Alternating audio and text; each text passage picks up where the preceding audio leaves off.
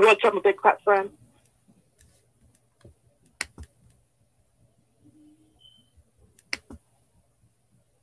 Russell.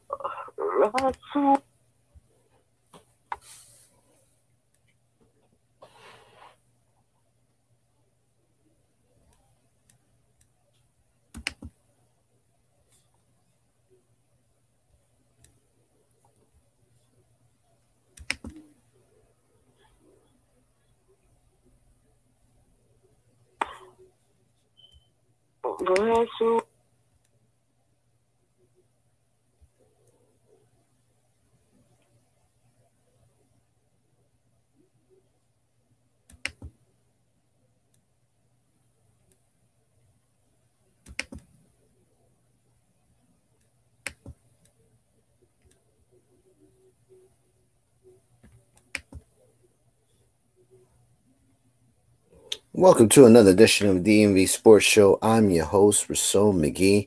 As you always guessing on the weekend, it's Saturday. That's right, it's Saturday to hear the sports that you want to hear on your weekend. We got a lineup of sports news that you wouldn't believe. The topics that we're going to tackle is the Washington Commanders. First, preseason game. How did it go? What did the offensive do? What did the defensive do? What did the special teams do? Did you like how the NFL did the kickoff? We're going to talk about their new opponent, the Miami Dolphins, and how that went about, and what did they do in the joint practice that Miami Dolphins and the Commanders have went through thus far. And tonight's game is against Miami Dolphins at 7 p.m. Eastern Standard Time. Check your local listings. Also, we're going to talk about the Washington Wizards. The Olympics is over.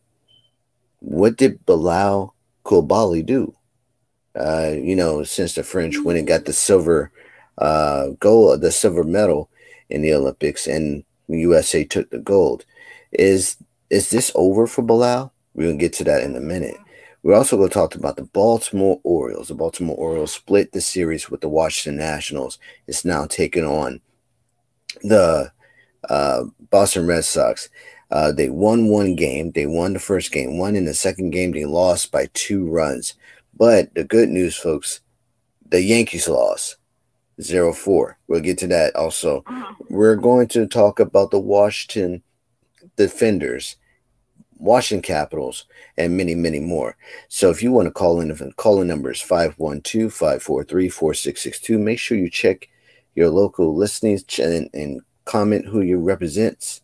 Who you're representing, and state your name for the record, so that way we can know who you are and what's your favorite team, and make sure you show voice your concern about your team as well. So that is the greatest thing about the show, that you're welcome no matter what. So with that being said, let's start the show. We got a panel that you wouldn't believe of sports-related knowledge, intelligence, and also understands, more in depth in sports. We're going to talk about the Washington Commanders. The Washington Commanders played the Jets their first game. They had a joint practice. It's more likely the Jets had a more understanding of what they need to do X or O wise, and they had a very high ceiling level than the Commanders did. Don't get me wrong. The Washington Commanders are really thrilled about what Jen Daniels brings to the offense, as well as the level of wide receivers they have also in their arsenal.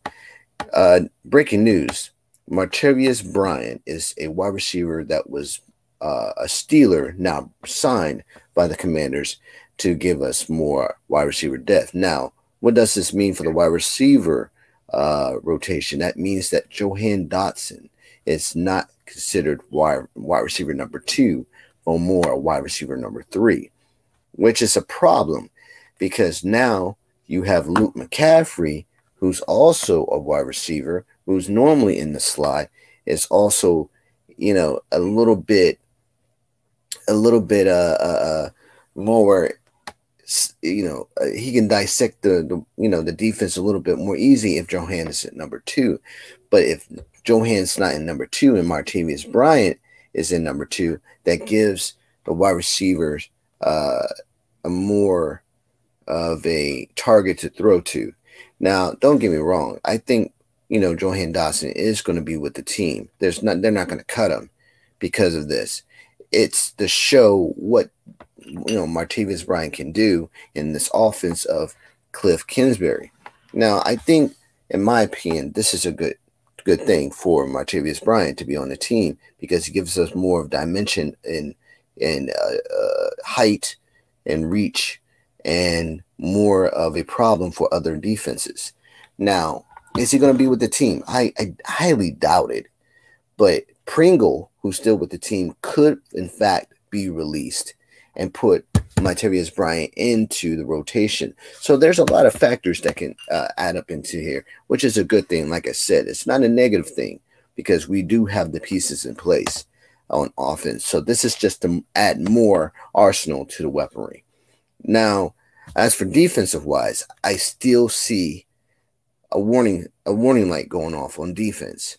Yes, we had a couple sacks inside, but that doesn't mean anything because as you see what happened against the Jets, they ran all over they just dominated the outside of this defense that we had. It's like we were playing with, it's like a chicken that cuts heads off. They were just running, no tackling. But the defensive wise, the secondary was completely exposed.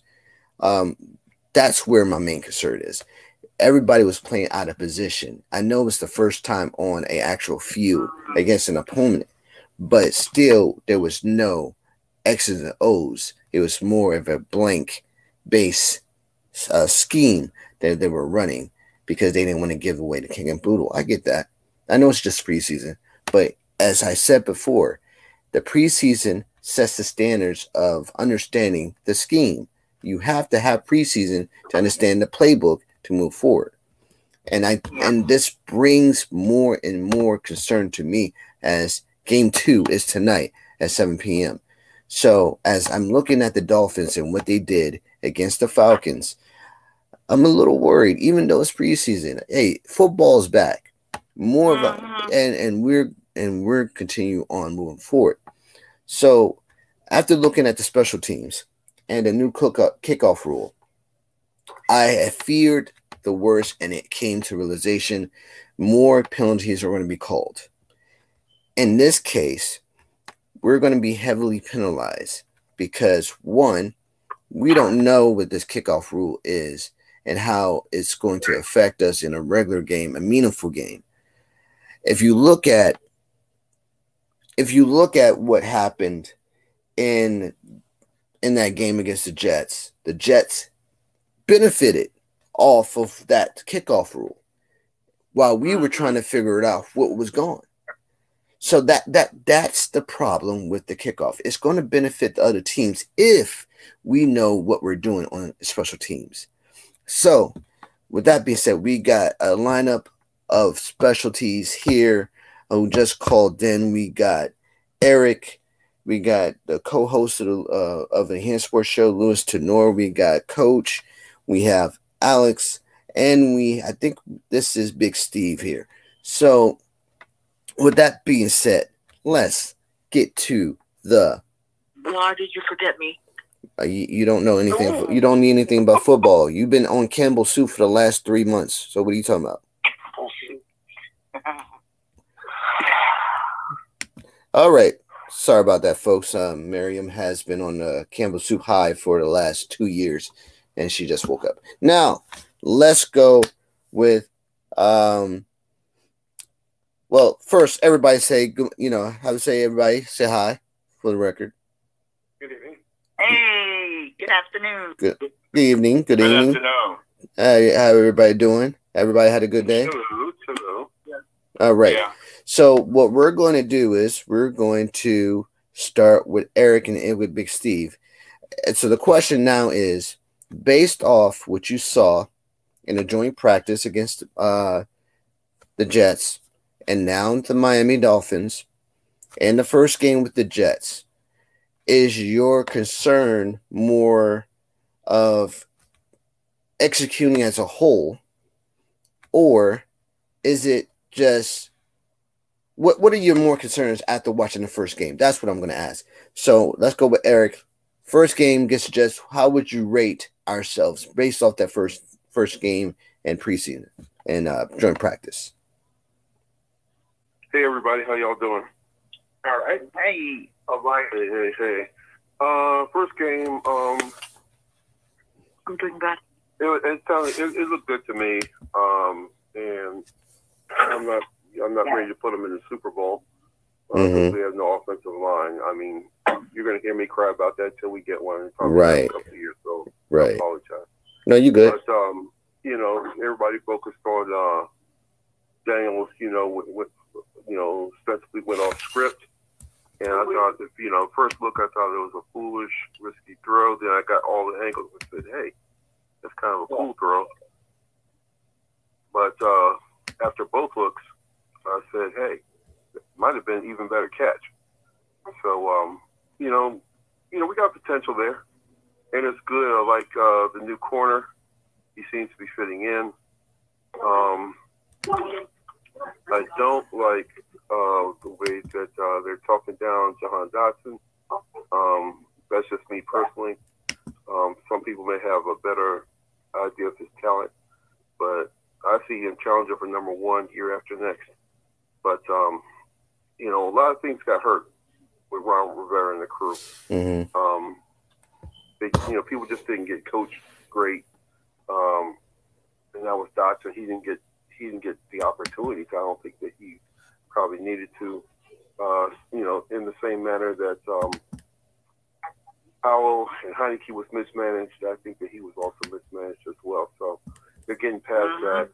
I don't like the media foreshadowing at this point, but the truth is that Dotson is not their pick.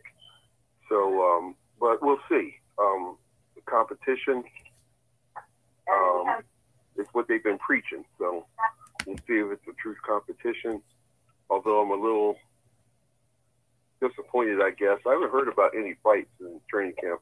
What's training camp without a good fight? You know what? That's what I said last. Nikki Giovanni from Washington Post. He mentioned a couple scuffles, but I'm like, dang. Yeah, where's the training camp fight? I mean, for a coach that preaches competition, everybody's scrapping to make the team. You would think, but anyway, that's just me. Somebody else can speak now with more insight and a better take. I'm going to give my take. And I'm going to actually comment on that, but I'm going to go with Lou real quick. But that's a great point there, Eric. Go ahead, Lou. Yeah, I mean, commenting what Eric was saying, what's training about a good fight, because you tend to see a lot of them. I mean, I know it doesn't really count much, but that's when the fights, seem to take place, and most of them turn to be pretty hot and heavy enough. I mean, because the Jets went through one, the Giants and the Lions through one last week, and that was like that kind of a barroom brawl. So you get this, and some might think it's entertaining, some might think it's a little barbaric, but well, I guess it, to each his own. But but it's like you can try to compare it to a heavyweight boxing match as well. Right. Yeah, you're gonna beat me up, I'll beat you up. Hey, listen, I'm gonna give, like I said to Eric, and I'm gonna tell you too. I'm gonna give my take on that because those are two great points. Coach, you're up next. Yeah. Well, I'm gonna say this guy that they're bringing in and Johan, I feel like I'm just chilling. That dude hasn't played in 6 years? Right. Yeah. I hate to say it, but it's got me a little bit. I'm like, are you kidding me? Mm-hmm. But then on the other hand, and he did play with the Steelers. Yeah, Martavis Bryant. Johan, yeah. I don't think they should, just put him off. No, don't look over him. He's good. Right. He is good. I'm going to say, well, my flags are right, up, because I watched. the Dolphins when they played the Falcons, and I was like, oh man, watch out! You better be on your toes, and not just to look out to see who you want to be on the team. Mm-hmm. Get out there and play and get a win. We need it. Yes. Yeah, encourage their confidence. Absolutely. Absolutely. And yes, the defense, they got to cover up those holes. That's it. You know, especially right in the fucking middle. I'm like, open your eyeballs, man. Absolutely. Absolutely. Read. And I'd love to teach them how to read. Yeah, that is absolutely correct. I like I said, these are great points that we have in right now, and I cannot complain to you. These are great answers. Again, I'm eager to talk, but I can't. But I got to go to Alex, because I know Alex got some really good insight. And even though he's a Eagles fan, but he really got some good insights on what he sees. Go ahead, Alex. Well, nobody's perfect. Nobody's perfect, right? We love everyone. That's right. Yeah. Unfortunately, I was raised as a young man to be an Eagles fan. So shoot me or just put up with me. Either way is fine. No, I mean, like I said last week, Rizzo, I mean, you know, there's 3 levels to a defense. So you could have an awesome shutdown corner like Dion, or you could have an awesome pass rusher like Lawrence Taylor. Right. If they don't work in unison, mm-hmm. if the back end is terrible, and you have a star up front who's getting the quarterback's face, but he just dumps it off, it's like it's all down the drain, right? Absolutely. It's an amazing concept to think about. You know, it's like no other sport, really. Baseball is not like that. Hockey's not like that. Football depends on 3 levels of defense. I like what they're doing on the pass rush. It's got to get a little bit better. Yes. And, you know, it's the same thing going on with the Eagles, too. And we'll see it, you know, September, October, November. We're going to get to, you know what? I'm sorry to cut you off, but we're going to get to the Eagles in a minute, because I have to ask you a question. I never make it all roses and sunshine with the Eagles. I call it like it is. Mm-hmm. So, no, but I think the Commanders are on the right spot, because, like last week I said, like the most important position in sports is the quarterback. Right. They got that. It's going to take time. Rome was not built in a day. That's true. No more like a week. Nothing happens, you know, sometimes overnight, but like most things, like a pro football team, you got like 75 people involved, 100 people, 150 people involved. It's going to take a little time. But I think right now they're on the positive course. They're in the right direction. Absolutely, I totally agree. Like I said, I'm eager to talk, but I got one more person to address, who somebody just came in. Go ahead, Big Steve. Okay. First thing, I liked it. I liked it, Daniels, when he did it on his own mind, and he rushed for that touchdown. You know, that tells me that he's way beyond his years, and he's not like number 11, not Alex Smith, but the other guy we had when we were playing the Titans. And all he had to do is go through the middle and make that touchdown. We would have won, but no, he gonna try to throw the ball. I'm like, yo, Big Steve, let's not hash out wounds, man. Let's not hash out wounds. I know how you feel, but okay, but we know we got a quarterback that want to win. I see him in practice against the Dolphins, and he did pretty good. So we gonna see what he do last night. You know, no injuries, fellas. But Montavious, you know, he knows this is his last shot. He was on the Cowboy practice squad when our coach seen him. So he knows this is his last shot. Mm-hmm. You know, and I think he's going to do everything in his power to make sure he gets on the ball and make this team, you know, because they got rid of a kicker to get him on this team. Right. So, but as far as his defense, our defense is played pretty good last week. Well, so, you know, the first team starters. So we got a defense that's pretty good. So all we got to do is see what has all happened tonight. You know, our offense, you know, they protect Daniels. Really good tonight. Yeah, But our offensive line is pretty good. You know, they really good. And I like how our left tackle, you know, and see, you know what kind of the thing that I like? Our new offensive coordinator already knew. He must have knew that our former left tackle that we got from LSU was the weak link, because as soon as he Sadiq Charles. Retired. He retired. Yeah, Sadiq Charles had medical issues. He had to retire. Yep. Yeah, so he already knew firsthand what he was gonna do. So, you know, sometimes you gotta look into the crystal ball and say, you know what? Something's wrong with him. You know, we can't have this person. You know, it's like we got rid of two people, and guess what? They went to other teams, and they both retired. So we got smart coaches that, you know. So we on the ball. All right, thank you for that, Big Steve. We have another caller coming in. His name is Jeremy Bland. How you doing, Jerry? Jeremy? I thought you were going to say Jerry Jones. No. Jerry Jones not welcome here. All right, Jeremy Bland left. I would have talked to him for 7 hours. Oh no. I would never talk to Jerry Jones. No. I would have had a one-on-one. I wouldn't have, my college would just drop the whole show and stuff. No. I think we could all agree we would want Jerry Jones to still be running the Cowboys for the next 100 years. Oh man, I don't think he would. I don't think he would like that. But anyway, you know, Jeremy, you know, hope you come back. He just stepped out for a minute. I guess he had to do something. He's welcome back. My initial thought: these are great answers. I love these answers because it brings me into my initial thought.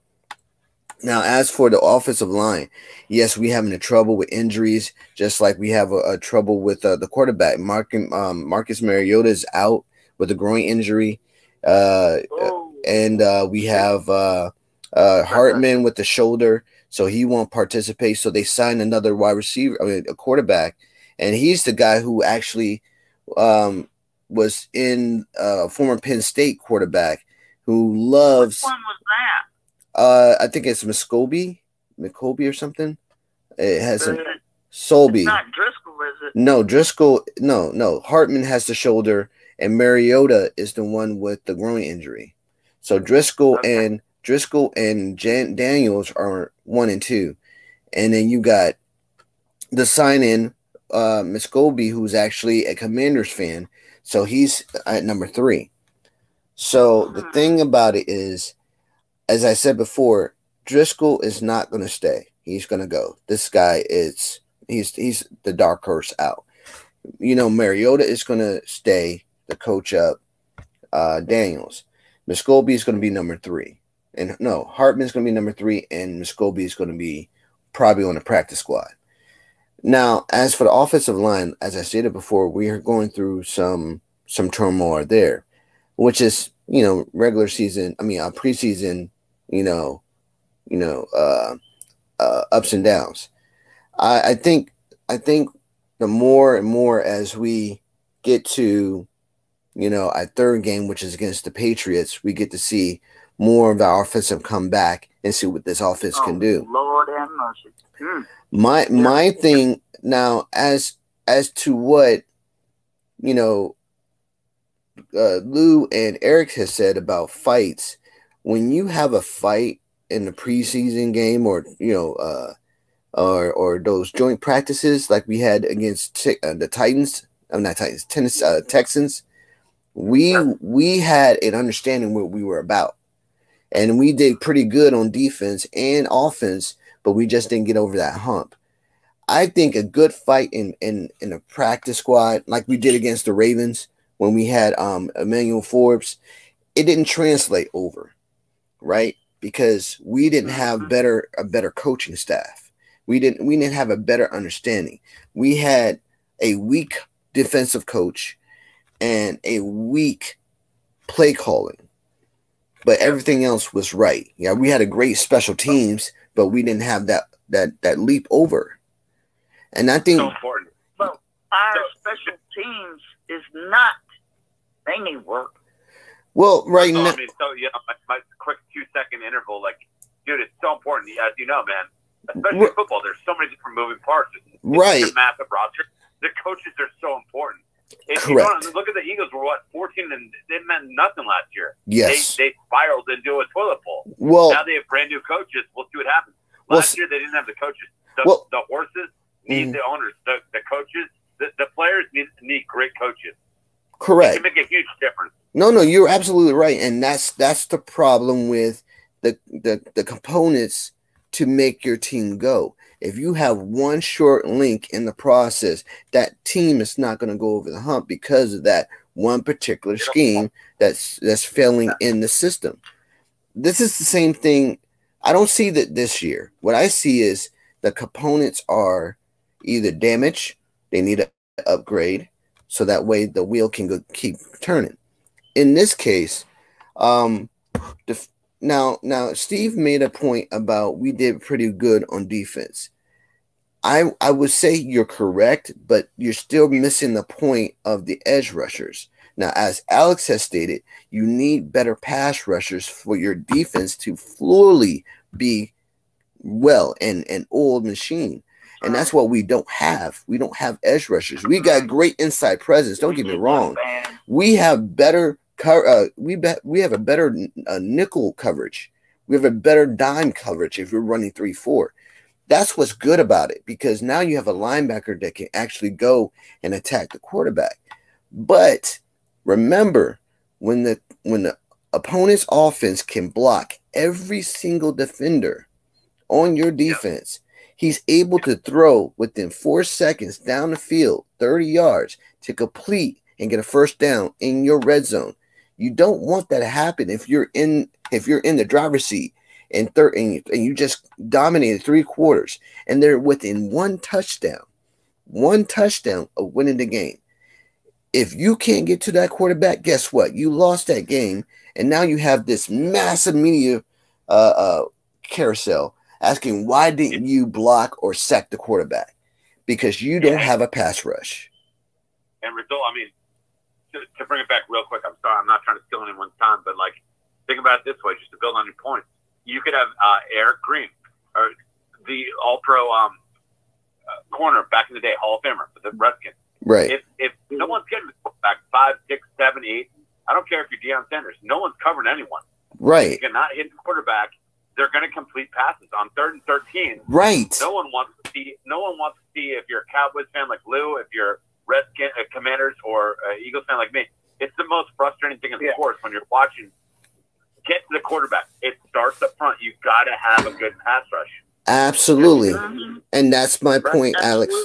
And see, that's the concept of what Joe Witt has to deal with, because he doesn't really, he has the full in presence of Deron Payne, Jonathan Allen, now Fedarius Mathis, and now it's Johnny Newton.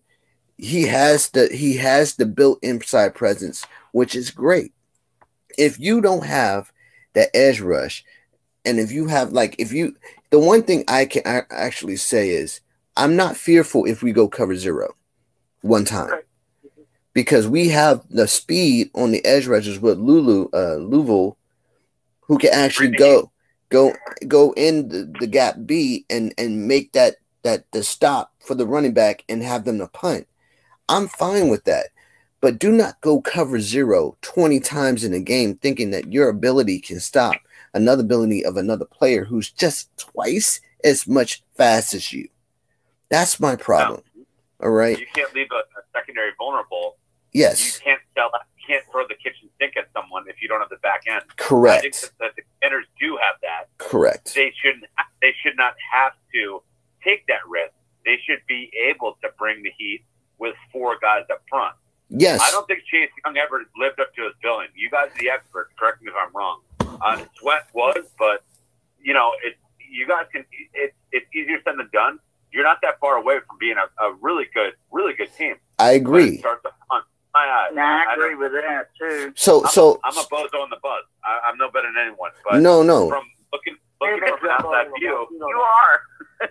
Looking from an outside view, like, you guys are very close. You guys have beaten the Eagles plenty, just as much as we've beaten you. There's not much separating you.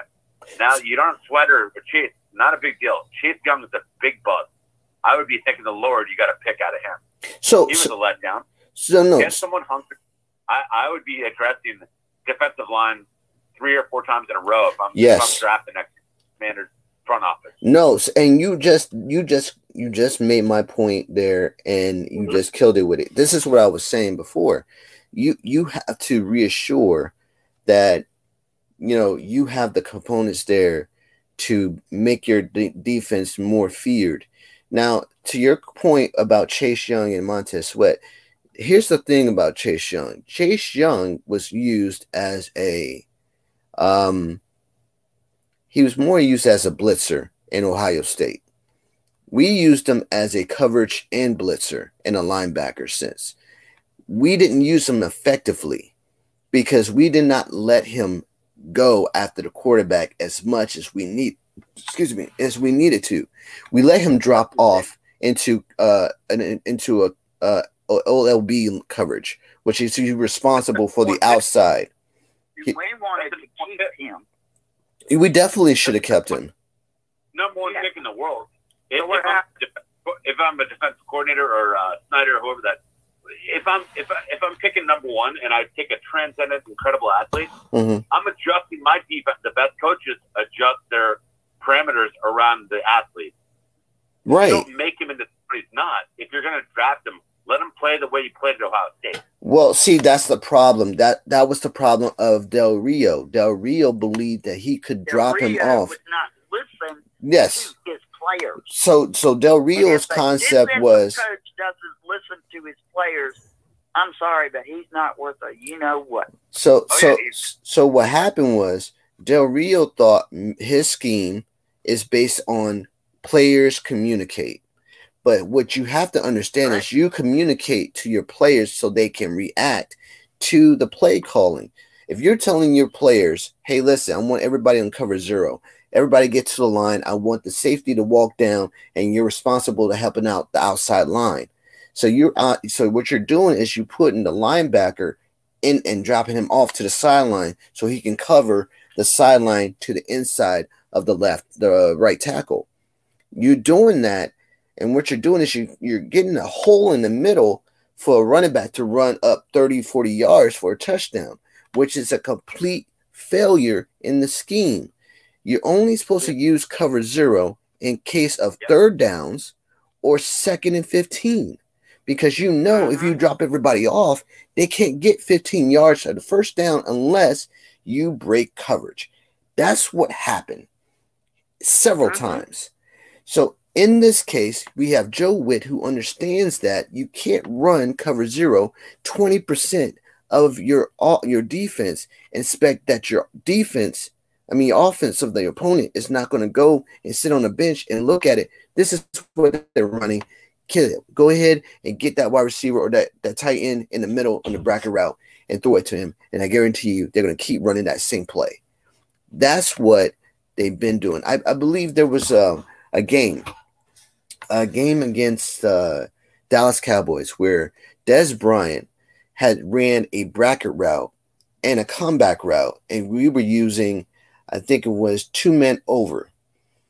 Every time he would go to the sideline and said, they're going to run 2 men over every time. I'm going to kill him. I'm going to kill him every time. And sure enough, that's what he did. He went a comeback route, and Tony Romo threw it to him. 1st down. He threw it against D'Angelo Hall, a bracket route, 1st down. If you keep running the same play and you know it's failing the 1st time, you don't run it the 3rd time to think, oh, we got more. We got to, right now she just woke up. I'm sorry. But if you run it the 3rd time and you think, oh, I got him. No, you don't. They already playing this. That's why they got the little handheld pads to look at what coverage you're in and go, oh, you see that? That safety just went up. You could run that bracket route or go route, and nobody's going to catch you. That's what planning is. So Joe Witt understands the concept, but do he have the personnel to complete it? In my case, we're too short. as I'm what I'm looking for in this game against the Miami Dolphins is a complete set of offense, defense, and special teams. If they fulfill that two portion with a more basic defense to plug in what they lost, we're going to be okay. I think the score is going to be close like it was with the Jets. But if we do not, and we get a blowout, let's say we had a blowout with, what was that team? Against the Kansas City Chiefs when it was snowing, regular season game. We had took, I think it was 20-7, and we had led for 3 quarters. And then Patrick Mahomes came out and he said, listen, they're running this play. Let's go ahead and see if they can contain us for 16 minutes. No, we couldn't do it. Why? Because what they did was Patrick Mahomes bootlegged almost every down so he could get the pass out. Exactly. You have to, the number one responsibility of a defensive end is to keep the edge. Exactly. And we did not sustain that. Chief Young, sorry. Montrezl Sweat, you can tuck your ears back. You can hit as many quarterbacks as you want. You got to play defense. You got to stop the run and continue that edge. Look at Hassan Reddick. I mean, yes, this guy was like doing backflips. Oh, I need a new contract. Yes. Because he hit the quarterback a few times. Good for him. Now he's on the Jets. They won't even sign him. So it's like, these guys, the guys that want to chase the quarterback, you have to play smart football. A good defensive player knows the whole game and can protect the run and protect the corners. Absolutely. Absolutely. And this brings me back to, I was going to go back to the Eagles game we played with Carson Wentz. How Carson Wentz had, the Eagles had Jason Peters. And Jason Peters, he contained the left side really well because we couldn't get one edge rusher to pass him. And then what happens? We had to blitz the middle. Once we blitzed the middle, y'all had created a pocket for him to throw. Even if the pocket was broken down, he stepped up and threw a 40-yard pass for a touchdown. See, this is what I was talking about. This is what I'm talking about. If the components do not fit. Well, Wentz got sat down on him. Yes. Well, that was a blind side. Well, that's you know what? When Heineke came in, we got you back. That's true. Yeah, I mean, no, you guys have always had so much talent. It's like it's important. You can't have one guy doing the right job because a good quarterback will sense that, I'm under pressure on the left. A good quarterback will step up on the right and throw it down.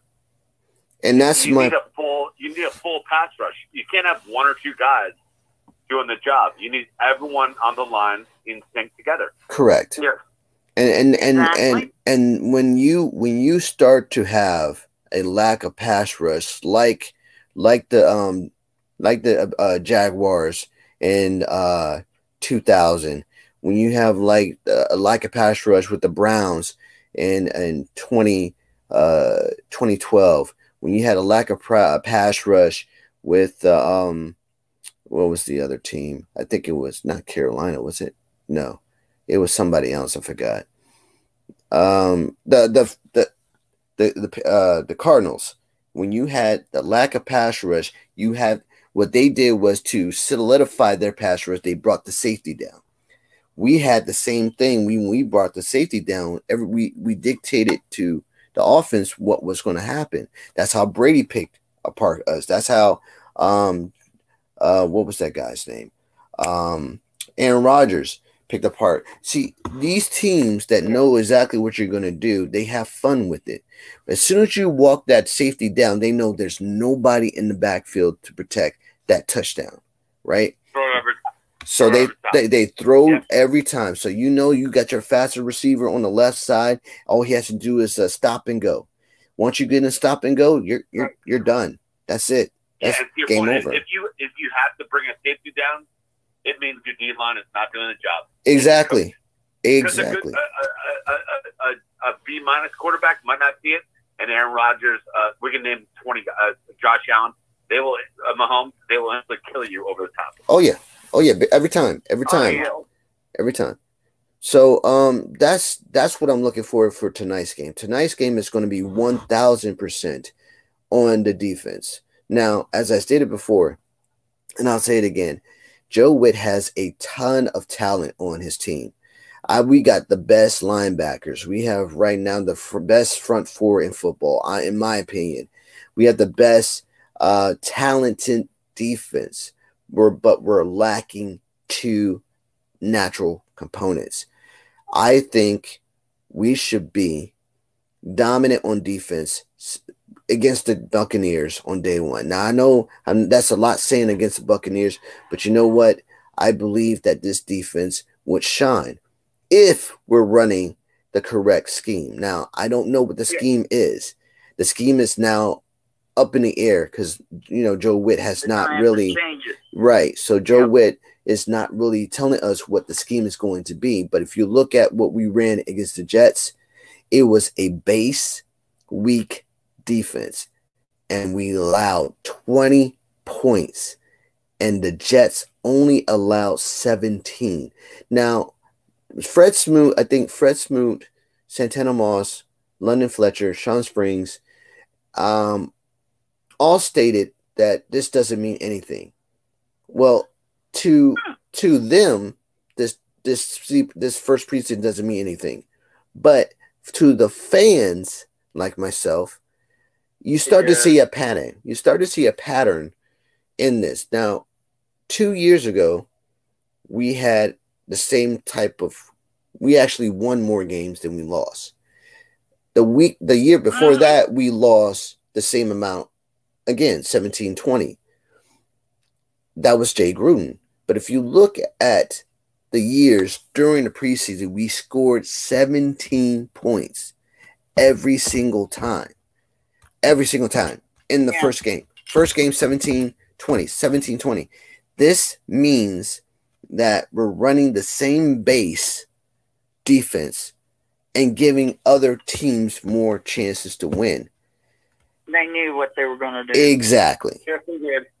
So that is my analysis of things like this. We cannot run the same thing. It's got to be a surprise. You know, you got to bring it up on them. I believe if we're going to surprise a team in a preseason, we should surprise them based off talent and strength and knowledge of the IQ. Look at what the Bears, not the Bears. Who's the Texans, excuse me, I can't get the words out. Texans are doing that right now because they believe in CJ Stroud. So now CJ is good. This guy is actually understanding, and he's off to a absolutely great start. Look at what Mike. Listen, I like Michael Penix, and Michael Penix is actually showing off his talent as he should. Look at what. Was he ranked too high though in the draft? No. Penix was actually listen. Penix was 100% talented because when he was with Washington State, he actually killed every opponent. He deserved it. Now I know he lost to Michigan, but look at what Michigan got. They have their quarterback, right? Personally, my question with him would be, was he picked in the right spot because they just got Kirk Cousins? Right. I think he could be an all-pro. But the general manager was reading a crystal ball. He was saying Kirk Cousins could be hurt. And he said, I want insurance. He told Arthur Blank, I want insurance just in case Kirk Cousins get hurt. Right. Then I got a quarterback that can come in and we can go to a playoff game. Right. And that's the brilliance of the general manager because he understood that Kirk Cousins is not a young man. He can actually get hurt or sidelined for many, like he did with the Vikings. So this is a reassurance pit. This is not to say, oh, Penix is going to be the as soon as Cousins is, game one, we're going to put in Penix in. No, that's not the case. This is a reassurance that if we are winning and we're in the middle of the season and we have a record of 7-2, I could put Penix in and he could be 10-2 and we can go on to the Super Bowl. So this is not a bad pick. This is a great pick. They still got Heineke. Well, here's the thing. Here's the thing. This is a like everybody said, this is a reassurance pick. If Cousins couldn't go, you have Heineke and Penix, right? Heineke can't throw. Honestly, look, I love Heineke. Listen, this is realization for me. Heineke cannot throw 60 yards. He could throw maybe 37 and 3/4, which is still good to win a game because he did it with us. But he cannot throw 60 yards like Penny can. So yeah, and I'll tell you what, look at the Falcons' weapons. Bijan Robinson, Texas running back, Drake London, 6'4" receiver from USC. That awesome tight end, what's his name, from Florida? That they're not using. I know what you're talking about. Well, they should have gotten that touchdown today. Yeah, the Falcons have three. The Falcons have three top 7 picks. Kyle Pitts. They have 3 top 7 picks the last 3 drafts. Right. All skilled players. I mean, Cousins and Penix. They're walking into a dream situation. Yes. Well, the Falcons didn't have any quarterbacks. Now they got 2. Yes. It's a good problem to have. Yo, they have 2 really. No, they actually have 3. Actually, they have really 3.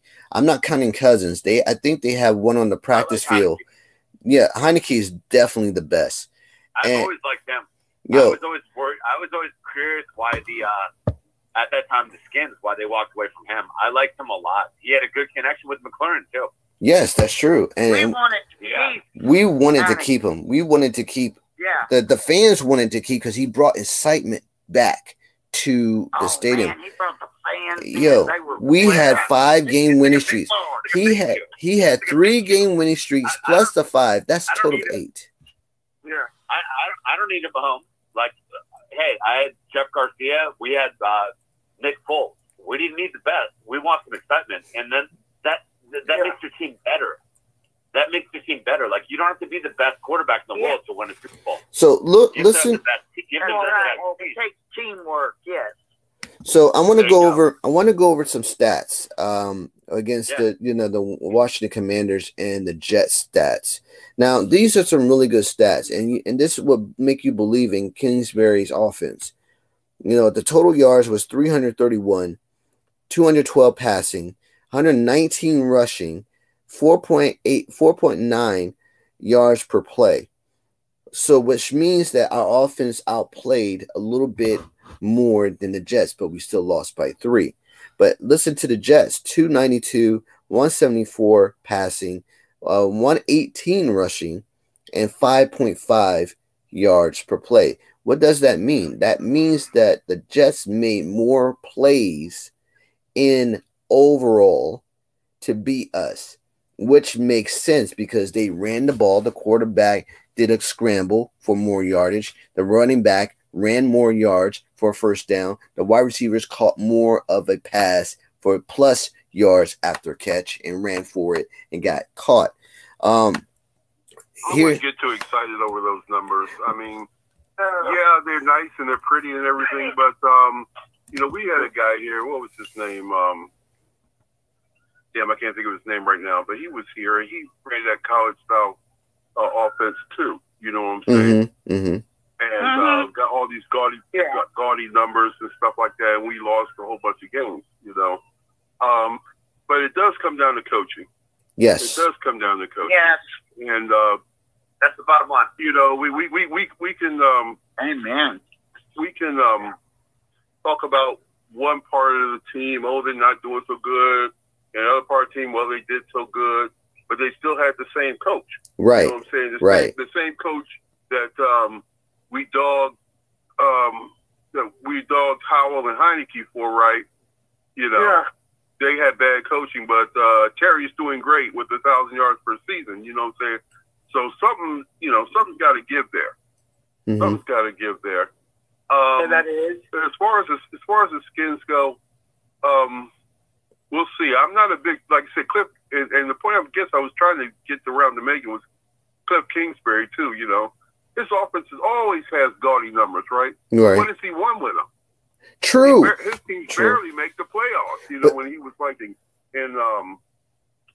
Arizona. When he with the Falcons and also with the Cardinals and you know, wherever he's been, you know, his quarterbacks and wide receivers have great numbers, but they never done nothing with it. Okay. So I'm kind of like just hoping that DQ can keep this boy on planet Earth, and that you know with his background can build us a defense.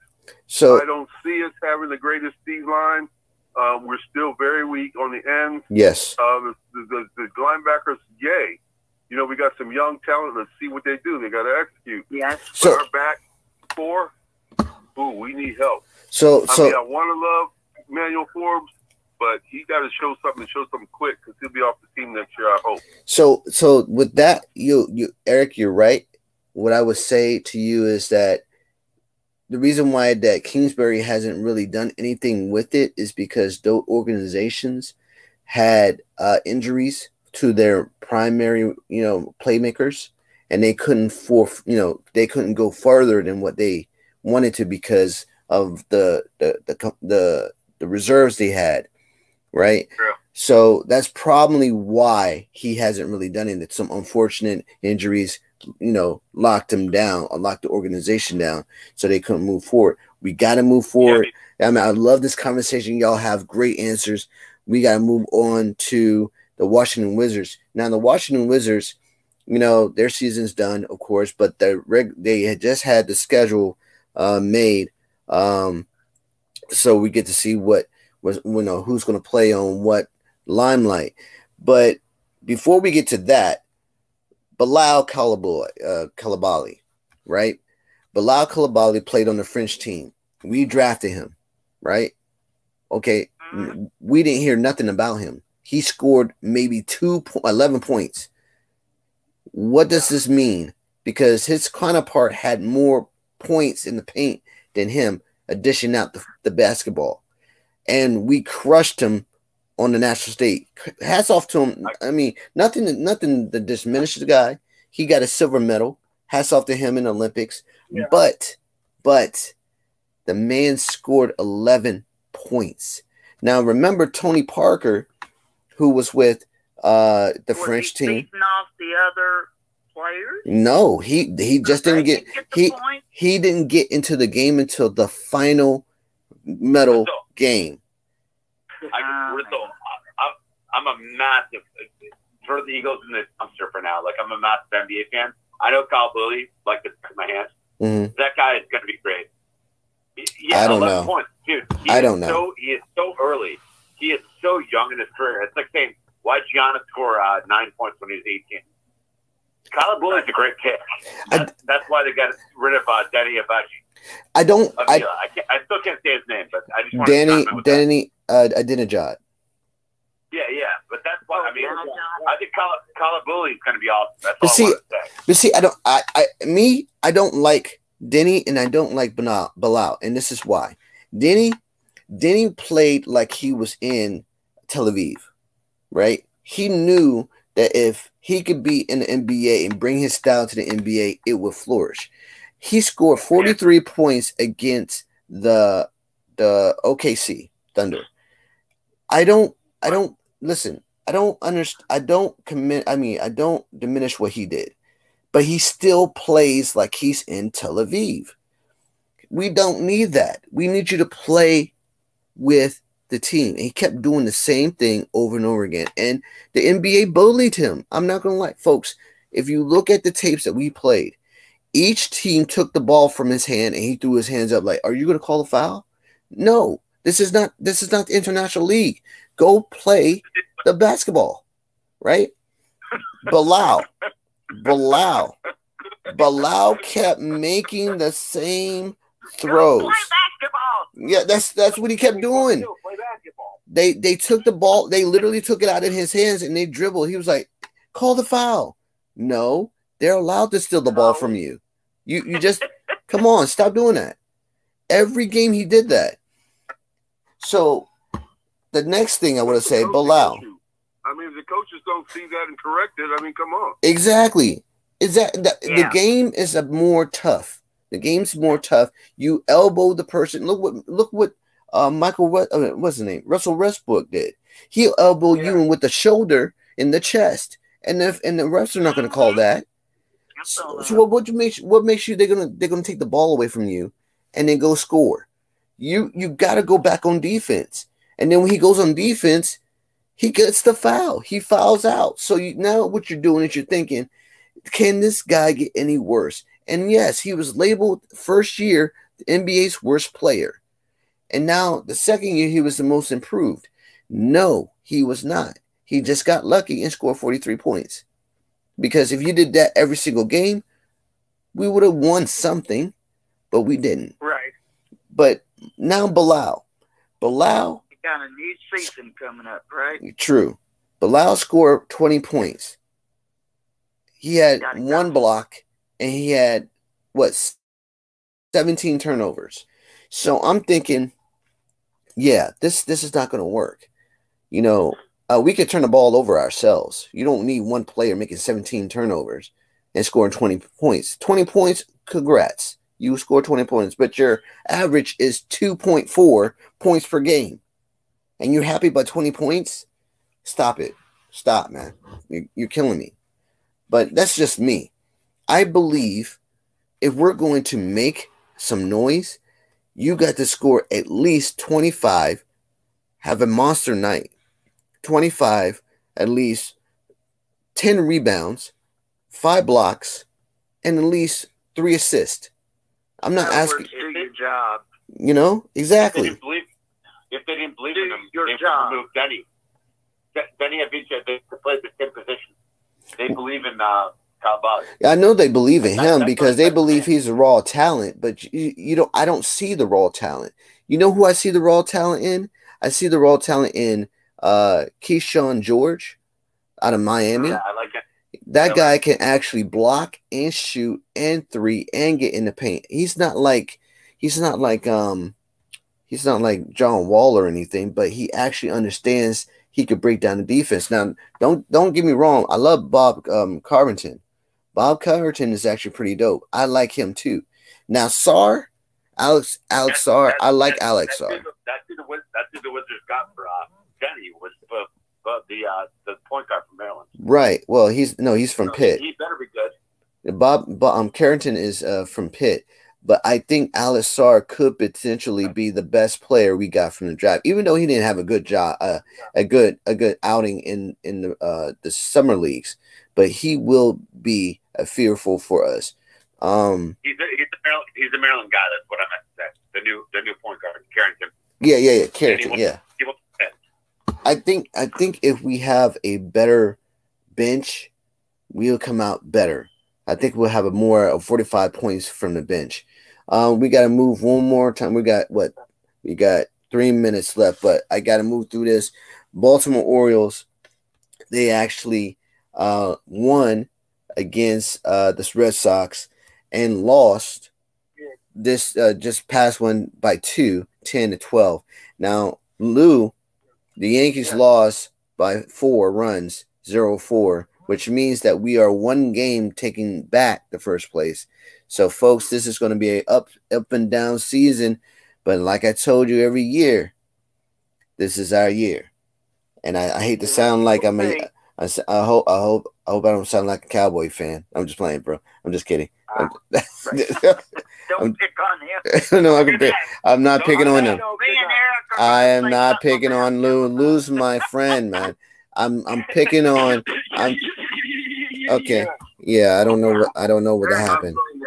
With this damn Eagles fan in here, got to hear from him like 30 out of the 45 minutes, but he's not all wrong. So I just yeah.